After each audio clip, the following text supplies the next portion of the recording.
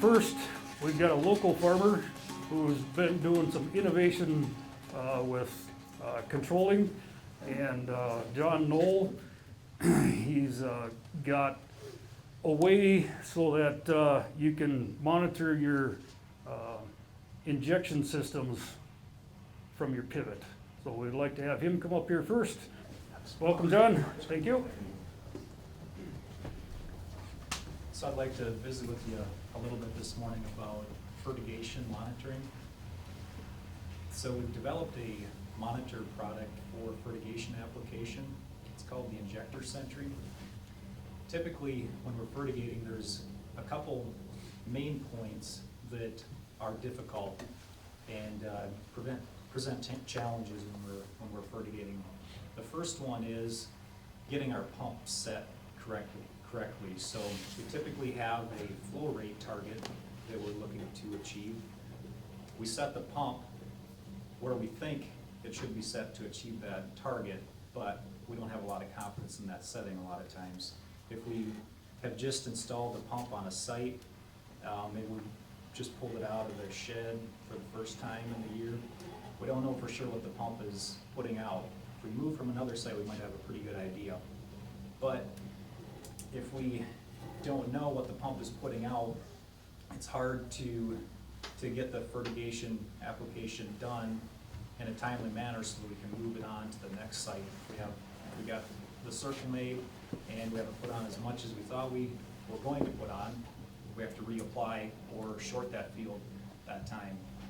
So once the pump is set, then the second challenge that we run into is once we leave the site, are we maintaining that setting? Are we maintaining that rate, or did something happen? We have a filter plug, did the tank go empty unexpectedly?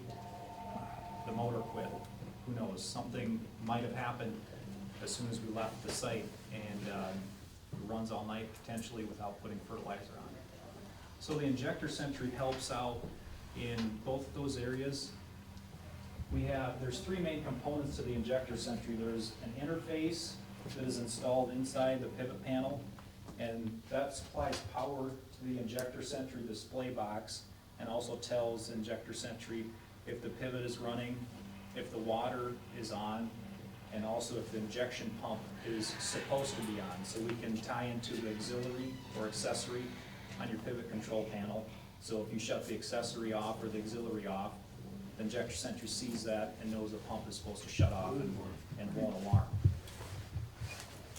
The third component after the display box and the interface is the flow meter. And the flow meter is set up the whole system is set up to move quickly and easily from site to site. So you'll move it with your fertigation pump. So we supply quick couplers that will couple to the injection quill. There's a quick disconnect on the bottom of the irrigation panel that the interface is hooked to. And then the Injector Sentry itself is mounted with a ram mount. And so there'll be a ram ball supply that is installed at each pivot so you can quickly move it with your pump from site to site. We'll just do a quick demonstration. So we started the pump up.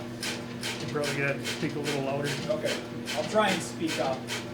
So we can see the flow rate is displayed in gallons per hour on the screen when we start up. So you can adjust the pump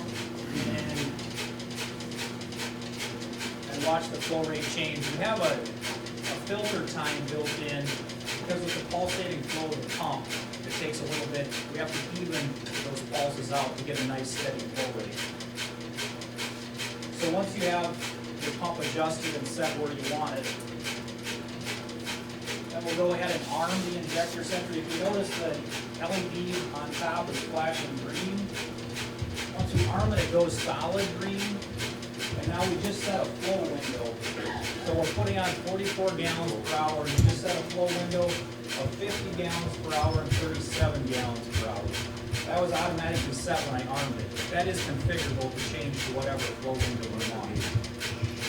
So now, as long as the flow rate stays within that window, we're fine, everything's running. I'm going to slow the pump down just to simulate a filter plugging or something happening.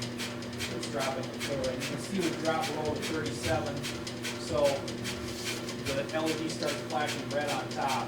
Now, there's a time delay built in for an alarm recognition time to take care of any startup events. If, say, the power company controls and restarts, a good time for pressure to build and flow to start. And once that time delay is expired, it alarms. Somebody And you either sitting shut the in the pivot down, as it's hooked up to you in this case, or just shut the pump off. And if you have a remote monitoring service like FieldNet, you get an alert that the pivot is shut down, come out and figure out what happened with the injection system and get it going again. Is this a different one? So that's it in a nutshell. If you have any questions, feel free to speak to me or Russ or Mike about it. Thanks for your time. Thanks, John.